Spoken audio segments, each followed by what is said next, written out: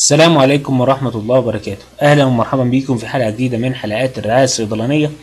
واللي عايز تتابعنا على المدونة جوجل بلس تويتر أو ترسلنا على الإيميل، تلاقي المعلومات دي كلها في الوصف الخاص بالحلقة. ولو عايز تنفذ أي حاجة من محتوى الحلقة يفضل إن أنت تعملها تحت إشراف طبيب وتتأكد إنها متوافقة مع الأنظمة الصحية الموجودة في بلدك.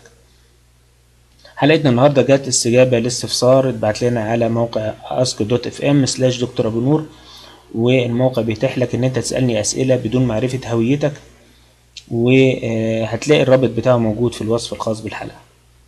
السؤال بيقول: ما هي أدوية الكحة التي تناسب الرضع؟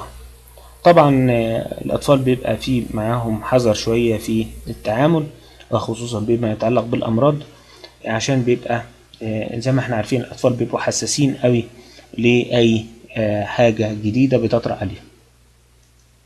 فمبدئيا بالنسبة للرضع خلال العام الأول من العمر، يعني من أول الولادة لحد 12 شهر، بيعتبر استعمال المنتول أو اللي هو يعني مشهور في المنطقة العربية باسم الفيكس، ده هو الخط الأول.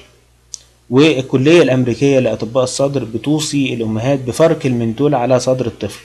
طبعا أنا يعني ما بفركش كمية كبيرة، حاجة بسيطة جدا، وأفركها على صدر الطفل والقدمين، وده عشان إن أنا أهدي السؤال. وبرضو لو في جهاز لنشر الرطوبة، يعني هيوميديفاير، أو لأن في بعض الدول زي الدول بتاعت منطقة الخليج بيبقى أو بعضها يعني بيبقى فيها نسبة الرطوبة قليلة والجو بيبقى جاف جدا، غير إن التكييف كمان بيسحب الرطوبة اللي موجودة في الجو.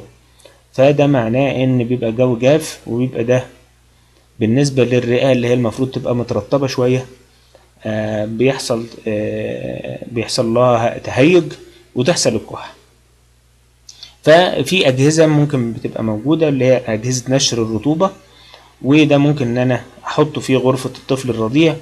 وده لو مش متوافر من النتيجة لأن هو ما بيتباعش مثلا أو كده، ممكن لو جبت جردلين أو 3 مية وسبتهم بحيث إن هم يبخروا مية جوه الغرفة، ده برضو بيعتبر زي الهيوميديفاير. وكل كتير قوي من الوحدات دي ممكن بيبقى فيها خزان بيتحط فيه عطر، فبدل ما انا احط فيه العطر بقى هحط فيه زيت منتول بحيث انها تنتشر مع الهواء المرطب، وده بيريح الطفل اللي هو في السنة الأولى من العمر.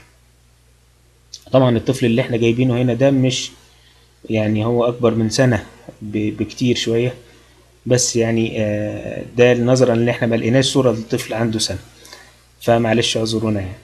وبالنسبة للأطفال اللي هم أكبر من سنة بقى، ممكن نستعمل معاهم عسل النحل. عسل النحل بيبقى جميل جدا وحاجة ربانية وطبيعية جميلة، وممكن ناخد منها معلقة صغيرة من عسل النحل، وده للتعامل مع السعال. دي الطريقة دي فعالة في الأطفال الأكبر سنا من 12 شهر.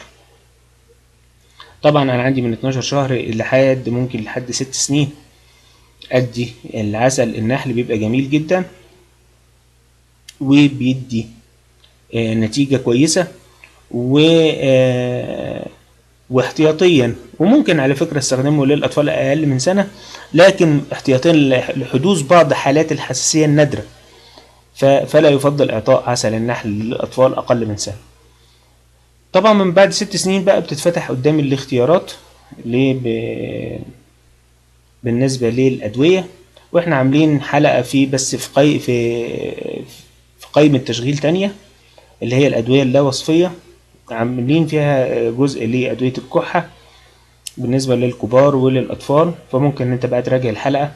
لو الطفل اللي عندك أكبر من 6 سنين هتلاقي في حلقة كاملة بتشرح أدوية الكحة، يمكن أكتر من حلقة كمان بتشرح أدوية الكحة بالنسبة للأطفال أكتر من 6 سنين وللكبار كمان.